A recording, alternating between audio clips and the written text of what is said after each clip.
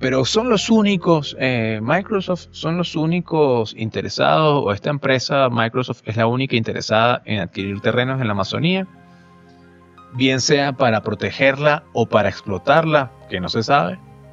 No son los únicos. Hace ya unos meses yo ya quería hacer un artículo o un video sobre los intereses de las corporaciones extranjeras o los intereses externos en la Amazonía, que pueden ser buenos y malos, no se sabe, pero que siempre son sospechosos. Una de las grandes sospechas es una fundación alemana que se llama Rainforest Foundation. No es como aparece acá, es pegado, esto de Rainforest se escribe todo pegado. Esta es la página de Rainforest Foundation. Yo la traduje, todo está en alemán, lo traduje con el traductor automático de Google al inglés. Pero acá básicamente esto es, aquí digamos, esto es Ecuador. Aquí no se entiende muy bien. Y Gebiet, ¿qué significa Gebiet? Significa área en alemán. Yo porque lo busqué, no es que sepa alemán. Bueno, tienen estas dos áreas. ¿Qué pasa? Que una persona dice, esta fundación básicamente, ¿qué hace? Bueno,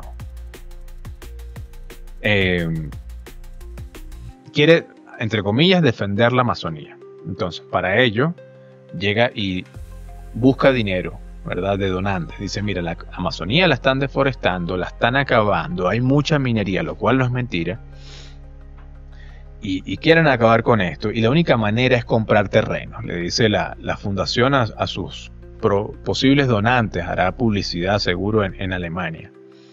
Y le dice, compra un terreno, o sea, dónanos dinero y nosotros te vamos a decir a qué pedazo de la Amazonía, a qué pedacito de la Amazonía compraste.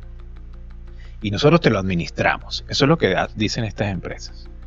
Entonces, bueno, este mapa, esto no es un mapa interactivo, no, esto es una foto, ok. Bueno, básicamente, esto es Santa Clara y San Jorge, todo esto está muy cerca de Puyo. Ya les voy a mostrar dónde está esto. Lo que pasa es que aquí no lo dicen, ¿no? Pero, ¿y qué pasa? Y por otro lado, entonces dicen, ajá, esto lo hacen en Alemania. ¿Y qué hacen aquí en Ecuador? Bueno, vienen para acá,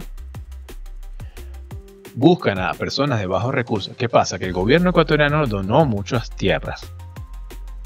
Me parece que fue durante Correa, se donaron muchas tierras e incluso se reconocieron como países dentro del mismo país. Es decir, se dice que Ecuador es un estado plurinacional.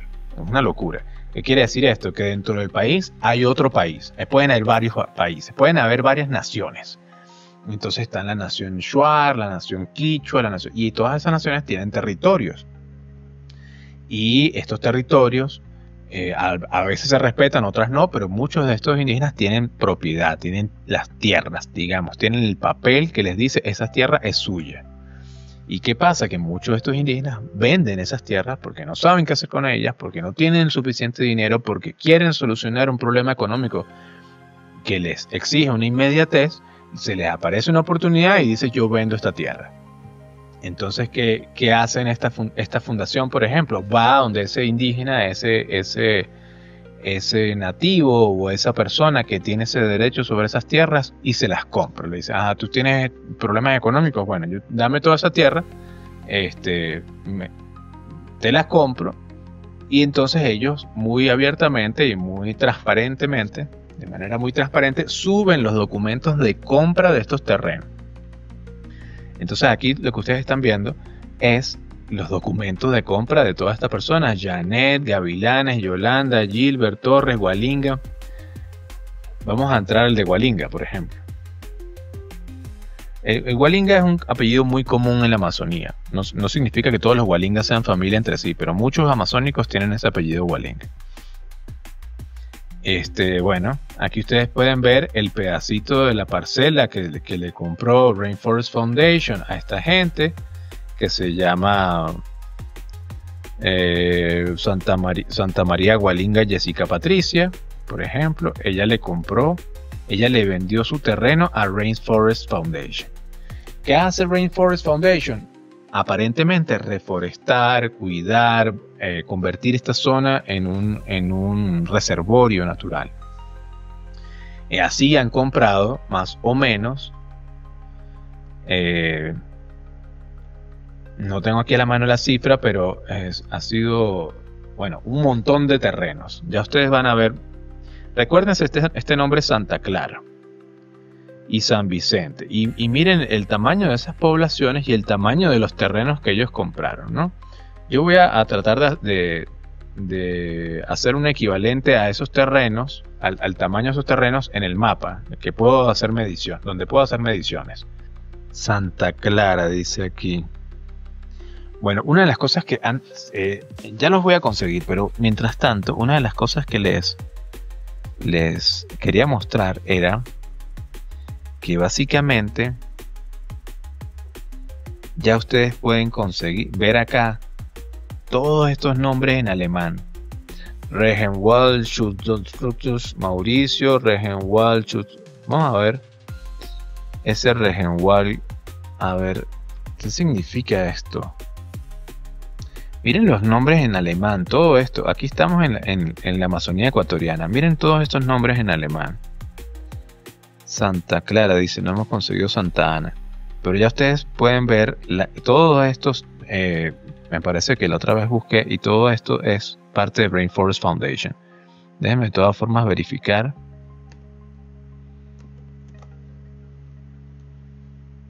Ok, esto de Regenwald Schutz, ya les voy a colocar al concepto. Regenwald Schutzgrundstück.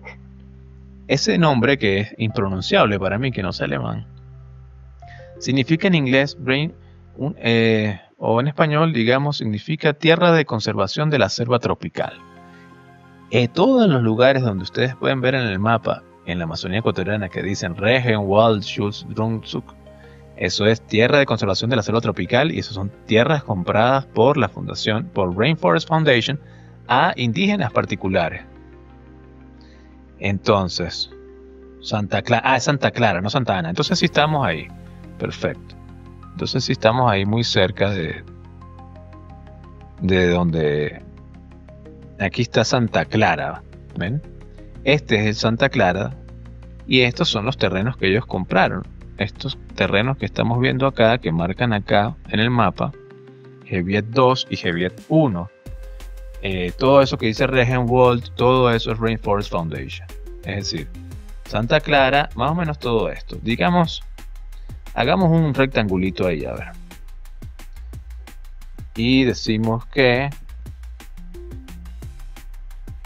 vamos a hacer algo así, así, así.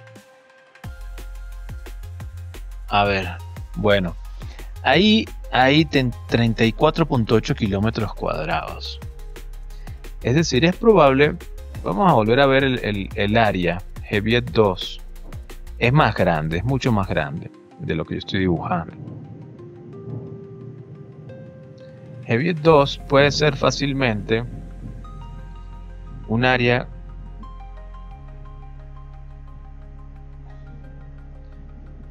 como esta, fácilmente. 71 kilómetros cuadrados. Geviet 1, ¿no? ¿Ese es el 2 o el 1? Ese es el 2 y el 1 está más cerca de San Vicente. Vamos a buscarlo por ahí. Dice Santa Clara, más abajito dice que hay una población que se llama San Vicente, que yo la he visto más arriba. Pero vamos a ver.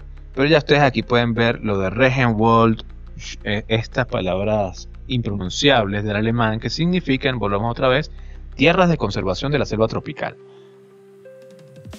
Esto es Geviet 1 o el área 1. ¿Cuántas áreas tendrán ahora ya compradas? No se sabe. Pero vamos a medir el área 1.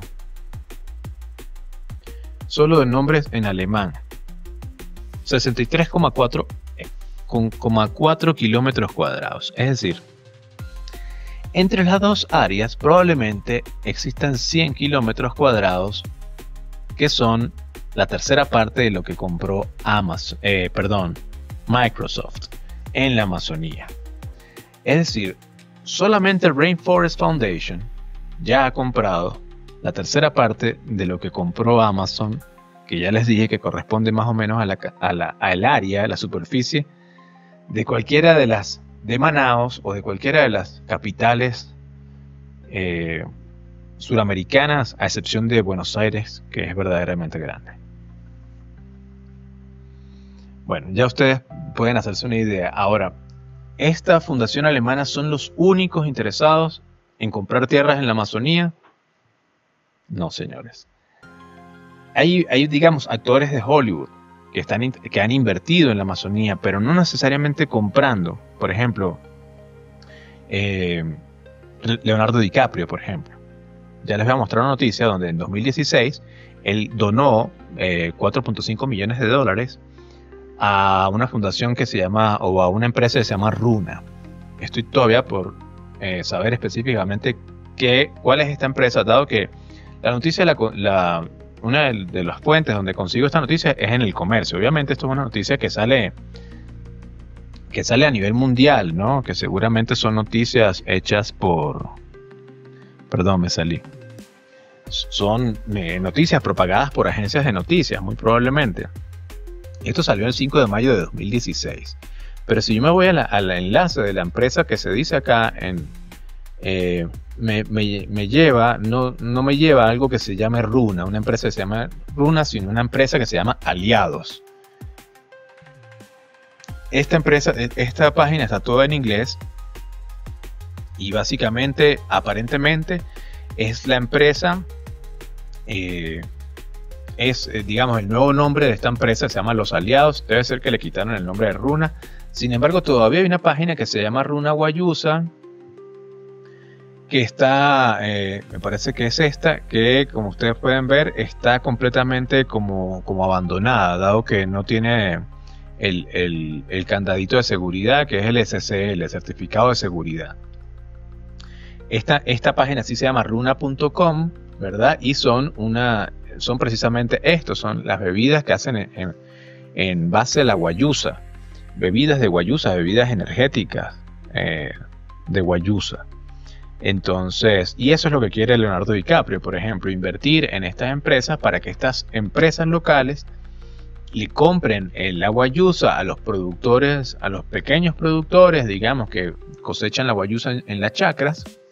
La chacra es la palabra en quichua para referirse al huerto indígena. Entonces, muchas veces se dice chacra simplemente y no se dice huerto. ¿Por qué? Porque no es tanto como un solo huerto, sino que es un sistema chacra, digamos. Cuando se habla de chacra, no se habla, se refiere no solamente, digamos, a que es un simple huerto, sino que es un huerto que ha sido trabajado o está siendo trabajado con una tecnología indígena, o digamos unas prácticas, unas técnicas de agricultura amazónica indígena. Entonces, bueno, básicamente esa es la idea. Eso ha pasado también en Alemania con mediante convenios entre el Ministerio de Exteriores de Ecuador y ministerios, digamos, de ecología o lo que sea de Alemania, se ponen de acuerdo y reúnen un fondo, hacen un fondo con el que se financian, por ejemplo, fundaciones como la Fundación Pachamama, que también le compra el cacao, le compra la vainilla a los productores locales. Eso es un modelo más sano, digamos, una manera de proteger de una manera sin ser tan invasivo, sin decir, bueno, voy a comprar unas partes de ese terreno y te voy a sacar de ese terreno que ha sido tradicionalmente tuyo, simplemente porque tú tienes unas necesidades económicas. Yo tengo el dinero, toma el dinero, tú me firmas un papel y yo soy el dueño de esas tierras. Entonces la persona, la empresa, la fundación o la persona tiene garantías de que ese terreno va a ser utilizado como esa persona quiere, bien sea para bien, es decir, para la reforestación o para la explotación sustentable, o para, qué sé yo, levantar una industria maderera. Y una vez que es tuyo el terreno, nadie te puede poner peros, nadie te lo puede quitar. No ha sido la primera vez en la historia que esto ha sucedido. Igual ya les voy a mostrar otro caso muy interesante, donde mucho más reciente, que no ha salido mucho a la luz pública y que un poquito ilustra sobre el peligro de este tipo de ventas. Por ejemplo, esto fue lo que pasó en Palestina. Palestina no fue un país que fue invadido, digamos. O digamos no fue invadido violentamente por las áreas, con las armas en un principio. Actualmente puede que sea así. Pero en un principio no, en un principio eran simplemente colonos. Por ejemplo, antes de que existiera Israel, eso era un país que se llamaba Palestina. Y básicamente llegaron colonos israelíes y comenzaron a comprar tierras. Tierras que las personas estaban desesperadas por vender, porque eran personas pobres que no sabían qué hacer con una tierra árida, qué sé yo, o tenían ciertas necesidades, no tenían el dinero, venden un terreno a precio de gallina flaca. Vendes tanto que llega un momento en que te quitan el país y dicen, bueno, este pedazo de Palestina se llama Israel. Eso fue lo que pasó en Israel. Fueron los colonos, fueron judíos que regresaron a la tierra de sus historias, de las que se contaban en sus historias, y decidieron resembrar incluso reverdecer el desierto, con el tema de los kibbutz, por ejemplo, que fueron muy exitosos y llegaron con dinero y lograron adquirir tierras. Llega un momento en que esa tierra, que en un momento era tuya, ya no es tuya simplemente porque la mayor cantidad de personas que habita ahí son personas de otra nacionalidad, con otras creencias, con otra cultura, que te compró legítimamente tus tierras. Eso está pasando en la Amazonía. Entonces, por eso es que yo quería hacer después me voy a dedicar más a otro video que se llame Ecuador, una muñeca rusa de naciones. Ya les voy a decir por qué. En este capítulo lo voy a tratar de sintetizar, de resumir. ¿Por qué yo digo que Ecuador es una muñeca rusa o puede convertirse en una muñeca rusa de naciones? ¿Ustedes han visto las muñecas rusas? La muñeca rusa a mí me llama mucho la atención de niño porque simplemente como que la abres y adentro hay otra muñequita, a esa muñequita la vuelves a abrir y adentro hay otra muñequita, esa muñequita la vuelves a abrir y adentro hasta que te consigas una muñequita así chiquitica, que ya no se abre. Bueno, quiere decir que es como una cebolla o como un fractal que se repite muchas veces, que una cosa la incluye la otra, que es igualita y así. Entonces, bueno, eso es lo que está pasando un poco acá. ¿Qué pasa? Ecuador es un estado plurinacional. Quiere decir que pueden haber muchas naciones dentro de Ecuador. ¿Qué pasa si a una nación de esas le das un terreno, le entregas un terreno y dices, bueno, esta nación que está dentro de Ecuador tiene un territorio, ¿verdad? Y ese territorio es libre, digamos. Puede hacer lo que sea. Las personas que viven en ese territorio pueden hacer lo que sea con ese territorio. Bueno, esas personas están pasando por una situación económica difícil y se les presenta una oferta y les llega alguien y les dice, señores, les quiero comprar sus tierras, fírmenme acá, yo les doy esta cantidad de dinero y entonces yo me quiero hacer un país dentro de tu país. Bueno, eso es lo que está pasando aquí en Ecuador, mientras todos hablan de Correa y de Noboa y del petróleo y del Yasuní. Bueno, mientras tanto, se van creando naciones dentro de las naciones que ya se crearon y se convierte un país en una muñeca rusa de naciones. ¿Por qué digo yo esto? No sé si han escuchado hablar de la República de Kailasa, pero la República de Kailasa, ya les voy a mostrar qué es. La República de Kailasa es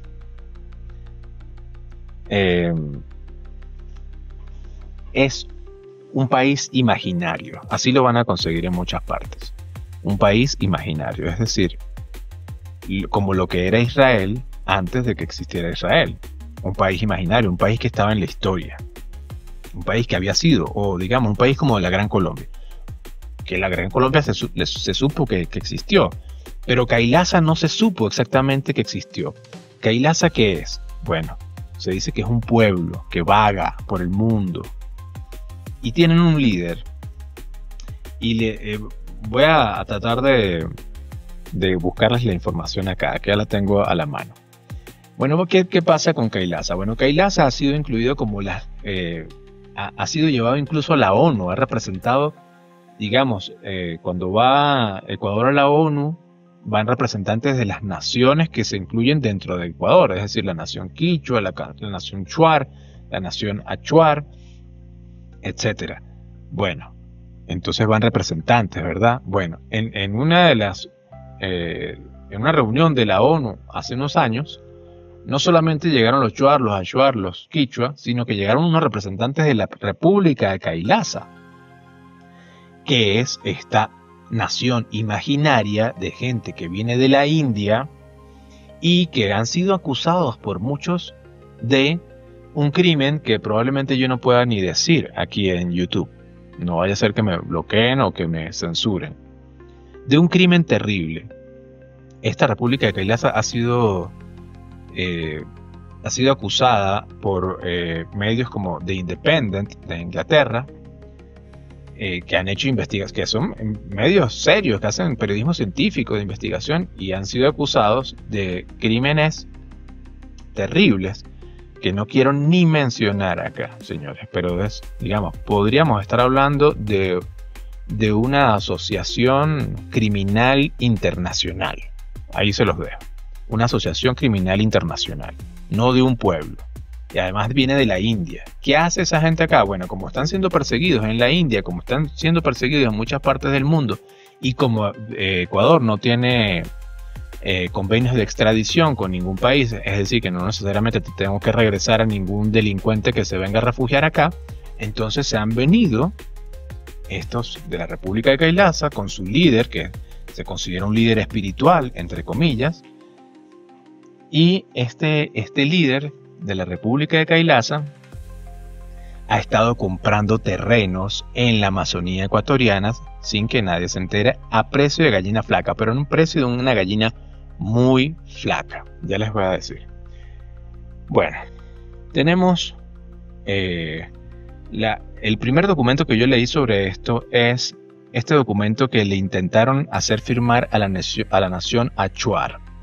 Aparentemente la nación Achuar se negó a firmar esto, pero ellos han conseguido otras maneras de ir comprando terrenos en la Amazonía.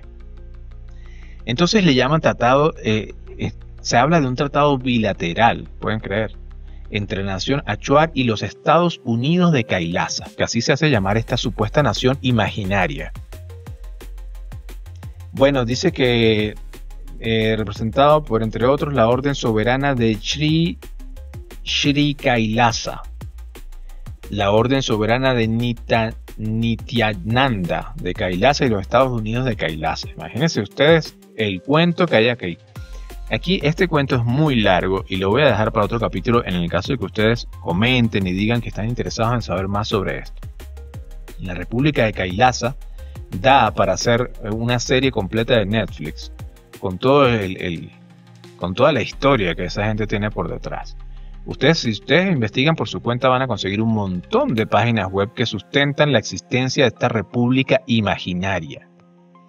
Bueno, se habla de un rey, una dinastía, una entidad histórica eclesiástica, Kanchi Kailasa Sarvaj, no sé qué cosa, y esta persona que se hace llamar el Nityananda Paramashivam. Este es como el líder. Bueno, tiene un nombre larguísimo. Esto da para mucho, señores. Entonces, ¿qué otras pruebas tengo yo para sustentar el hecho de que se haya comprado este documento que les estaba mostrando, donde se muestra la venta de unos terrenos en la Amazonía ecuatoriana entregados a la República de Kailasa, a un país imaginario? Ya ustedes van a ver. Espero que estén viendo esto ahorita. Bueno, aquí tengo, por ejemplo, un chat donde se compartieron, donde se estuvieron peleando contra el abogado y donde se compartieron estas imágenes del momento en el que se firmó este contrato de venta o de alquiler, de arriendo. Y fíjense el poquito el dinero que le está pasando aquí a estos billeticos. Con esos billeticos, es decir, unos $600, quizás, porque eso es lo que debe pagar la República de Kailasa mensualmente, $600 por 1000 hectáreas en la Amazonía. ¿Qué otra? Bueno, aquí están estas fotos ampliadas. Ya están las pruebas, digamos, esto es en una notaría en Puyo. Está una persona que es representante, que no es la líder espiritual del que les hablábamos, que después podemos ahondar más en eso. Es una representante de esta República de Kailasa, junto con la representante de la comunidad indígena Hatu Molino. Y aquí frente a un notario firmando perfectamente, muy tranquilamente ellos. Y aquí están otra vez, nuevamente, los representantes de la comunidad indígena de Hatu Molino, junto con la representante de la República de Kailasa, señores. Bueno, no voy a seguir mostrando más fotografías porque tengo otras, pero son de personas que probablemente pueda haber problemas con ellas. Entonces, básicamente, quería introducirles el tema de cómo la Amazonía se está vendiendo a nivel internacional por la simple necesidad, la urgencia económica de las comunidades locales, que ven en estos compradores como una oportunidad de salir de su momento de penuria, de crisis económica, y de resolver inmediatamente los problemas que puedan tener, los problemas de índole económica que puedan tener. Entonces, bueno, hasta aquí quería llegar hoy, simplemente mostrarles Microsoft, 30.000 hectáreas compradas en la Amazonía, más o menos 300 kilómetros cuadrados, era lo que veíamos, una superficie equivalente a la superficie de Manaos, a la superficie de Quito, superior a la superficie de Guayaquil, más o menos una tercera parte de Bogotá, más o menos el tamaño de Caracas. Este área que se acaba de comprar Microsoft en la Amazonía. El uso que se le da a estas tierras está todavía por verse. Quién sabe si algún día lo sabremos, porque una vez que estás bien en la Amazonía y estás bien resguardado, es probable que nadie pueda saber qué estás haciendo ahí realmente. Puede ser un territorio que puede servir para la impunidad, para que no sepan qué estás haciendo, dado que está muy aislado y es muy difícil de monitorear,